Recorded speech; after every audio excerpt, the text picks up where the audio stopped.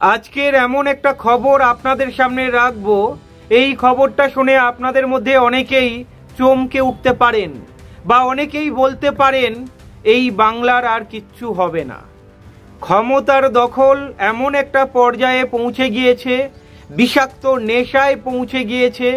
ক্ষমতা দখল করার জন্যে দলীয় কর্মীকে খুন করে বিরোধী দলের নামে দোষ চাপাতে এই দলগুলো পিছপা হবে না। 2026 বিধানসভাতে ভালো ফল করার জন্যে, জেতার জন্যে যেভাবে হিংসার বীজ আগে থেকেই তৈরি করা হচ্ছে, যেভাবে ছক তৈরি করা হচ্ছে, আপনারাও শুনলে চমকে উঠবেন। কলকাতা টিভিতে একটা খবর পরিবেশন হচ্ছে, আর এই খবরটা শুনে যখন বিজেপির নেতারা চুপ রয়েছে, কোনো স্টেপ নিচ্ছে না, তার মানে কোথাও না কোথাও এই খবরটার মধ্যে সত্যতা লুকিয়ে রয়েছে। 2026 বিধানসভা ভোটে জেতার জন্যে বিজেপি যে এত তলায় নামতে পারে অনেকে হয়তো কল্পনা করতে পারবেন না।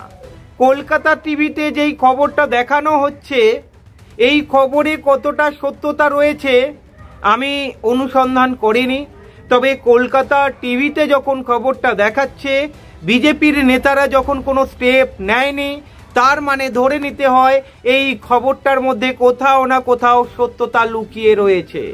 শোনা যাচ্ছে 2026-এর আগে বিজেপি নাকি পশ্চিমবঙ্গের 4 জন বড় বড় ইউটিউবারকে কাজে লাগাচ্ছে সাম্প্রদায়িক বিষ ছড়ানোর জন্যে। আর এই যে 4 জন ইউটিউবারকে কাজে লাগিয়েছে, এর জন্যে বিজেপি নাকি 20 কোটি টাকা খরচা করেছে। অলরেডি ওই ইউটিউবারের কাছে টাকা পৌঁছে গিয়েছে। এখন হয়তো আপনারা জানতে চাইবেন ওই 4 জন ইউটিউবার কারা, যারা 20 কোটি টাকা নিয়েছে বাংলায় বিষ ছড়ানোর জন্যে, বিজেপির হয়ে 2026-এ প্রচার করার জন্যে। আজকের একটা প্রতিবেদন আপনাদেরকে দেখাবো, কলকাতা টিভিতে সম্প্রচার করা হয়েছে। ওই ভিডিওটা দেখলে আপনারা অনেকটাই পরিষ্কার হয়ে যাবেন। বিজেপির কাছে এত টাকা রয়েছে 4 জন ইউটিউবার নয়, পশ্চিমবঙ্গের 40টা ইউটিউবারকেও কিনে রাখতে পারে ওরা। তবে সাম্প্রদায়িক যে বীজ বপন করবে সেটা মানা যায় না। কলকাতা টিভিও ধোয়া তুলসী পাতা নয়। মানে কি হচ্ছে, একটা চোর আর একটা চোরকে ধরিয়ে দিচ্ছে নিজেকে সাধু প্রমাণ করার জন্য। যাই হোক, কলকাতা টিভির এই প্রতিবেদনটা আপনারা দেখুন একবার। যে এই বাংলার অন্তত 4 জন ইউটিউবারের জন্য নাকি 10 কোটি টাকা বরাদ্দ করা হয়েছে। তারা নাকি বরাদ্দ পেয়ে গেছেন। বিজেপি 2026-এর আগে 4 জন ইউটিউবারকে যাবতীয় অপপ্রচারের দায়িত্ব দিয়েছে। ভারতবর্ষের সুখ, সমৃদ্ধি, শান্তি, সম্পদ কেড়ে নেবার এক যজ্ঞ আমরা দেখতে পাচ্ছি চোখের সামনে। যে রাম আর রহিমে একই জমিতে প্রার্থনার আজান দিত, আজ সেই জমিতে ফাটল ধরাতে পেরেছে এক বিষাক্ত সাম্প্রদায়িক শক্তি। আর ঠিক সেই সময় একজন সাংবাদিক কেবল তার বস্তুগত নিরপেক্ষতা নিয়ে কাজ করে যাবে তা হয় না, তাকে পক্ষ নিতেই হবে, তাকে এই অশুভ শক্তির বিরুদ্ধে কথা বলতেই হবে। আমরা কলকাতা টিভির সাংবাদিকেরা, সংবাদকর্মীরা সেই কাজ লাগাতার করে যাচ্ছি। আমরা খুব স্পষ্টই জানিয়েছি কোনো নিরপেক্ষতার ভনিতা নয়, আমরা সাম্প্রদায়িকতা, স্বৈরতন্ত্রের বিরোধী, আমরা দেশের বহুস্বরা সংবিধান নিয়েই বাঁচতে চাই। কাজে এই অন্ধকার সময়ে ঘোলা জলে মাছ ধরার যে কোনো পরিকল্পনাকে মানুষের সামনে তুলে ধরতে হবে, সেটা আমাদের দায়িত্ব। এই দুঃসময় কারা মানুষের পক্ষে, কারা দেশের পক্ষে, সংবিধানের পক্ষে, কারা যুক্তরাষ্ট্রীয় কাঠামো বজায় রাখার পক্ষে, কারা বাংলার সংস্কৃতির পক্ষে, কারা আমার এই বাংলার মানুষের পক্ষে, তা সাফ জানানোর সময় এসেছে বইকি। সেই দায় থেকেই জানাচ্ছি যে এই বাংলার অন্তত 4 জন ইউটিউবারের জন্য নাকি 10 কোটি টাকা বরাদ্দ করা হয়েছে। তারা নাকি বরাদ্দ পেয়ে গেছেন এবং কাজেও নেমে পড়েছেন। তাদের নেতৃত্বে রাজ্যের প্রত্যেক জেলায় 2 জন করে ইউটিউবার কাজ করবে। কাজ তো সোজা, ঘৃণা ছড়াও, মিথ্যে বলো, অপপ্রচার করো, সেটাই বিষয় আজকে। বিজেপি 2026-এর আগে 4 জন ইউটিউবারকে যাবতীয় অপপ্রচারের দায়িত্ব দিয়েছে। ধর্মীয় বিভাজন সুতীব্র করতে চেষ্টার খামতি রাখেনি বিজেপি। ঢালাও ধর্মীয় বিদ্বেষ আর ঘৃণা ছড়ানোটাই দেশের শাসক দলের প্রধান কর্তব্য। নাগরিকদের আর্থসামাজিক উন্নয়ন নয়, সাম্প্রদায়িক উত্তেজনা তৈরি করে সামাজিক মেরুকরণকে ভোটে কাজে লাগানোটাই তাদের লক্ষ্য। তাই কথায় কথায় ধর্মের জিগির তুলে সামাজিক অস্থিরতায় অনবরত ইন্ধন যোগানোর লক্ষ্যে মরিয়া গেরুয়া বাহিনী। সেই লক্ষ্য পূরণে বাংলার 4 ইউটিউবারকে বাজারে ছেড়েছে বিজেপি, যাদের একমাত্র কাজ অনর্গল নানা উপাচারে সাম্প্রদায়িক উস্কানি দেওয়া। সেই কাজ করতে হলে নির্ভেজাল মিথ্যা ও কুৎসার আশ্রয় নিতে হয়। বাংলা জুড়ে এই কুৎসার আবহে নির্মাণে কোটি কোটি টাকা ঢালছে বিজেপি। আগামী বছর পশ্চিমবঙ্গে বিধানসভা নির্বাচন, রাজনৈতিক লড়াইয়ে নানা স্তরের উপর্যুপরি নির্বাচনে রাজ্যের শাসক দল তৃণমূলের কাছে পর্যদস্ত হয়েছে বিজেপি। সুদূর ভবিষ্যতেও তাদের ঘুরে দাঁড়ানোর সম্ভাবনা নেই বললেই চলে।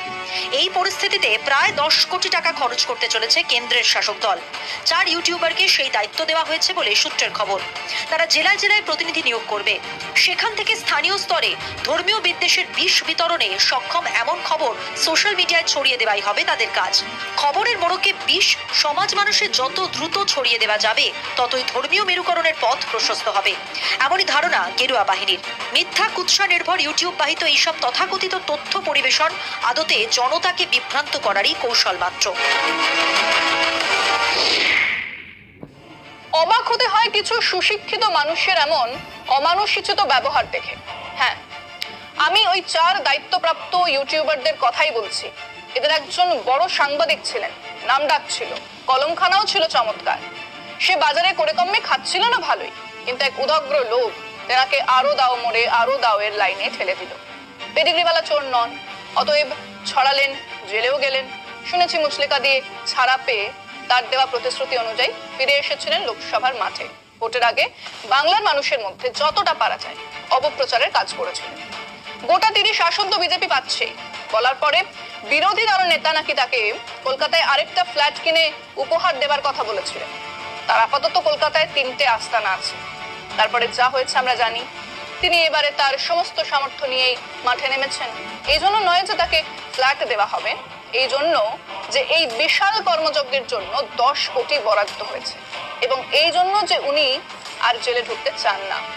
কাছের লোকজনদের বলেছেন যে বয়স হয়েছে, সর্বাঙ্গী অসুখ, এর মধ্যে আবার জেল যাত্রা সইবে না, তার চেয়ে দালালি ভালো। বাকি 3 জন বাংলার পরিচিত 3 বিজেপি লালিত ইউটিউবার। এখন আপনারা বলতেই পারেন যে রাজনৈতিক প্রচারে অংশ নেওয়াতে অসুবিধাটা কোথায়? এক ফোঁটাও অসুবিধা নেই, কিন্তু সেই প্রচার করতে গিয়ে এই আহাম্মকেরা 2টো কাজ করছেন, জানি আপত্তি আছে বই কি। এক তীব্র সাম্প্রদায়িক ঘৃণার পরিবেশ তৈরি করে বাংলার সমাজটাকে টুকরো করার কাজ করছেন। 2, সারা দেশ বিশ্বের কাছে বাংলা বাঙালির এক ছবি তুলে ধরছেন যে ভয়ঙ্কর। প্রতিটা মিথ্যে দিয়ে এক ডাকিনী যোগিনীর ছবি আঁকার চেষ্টা করছেন তারা।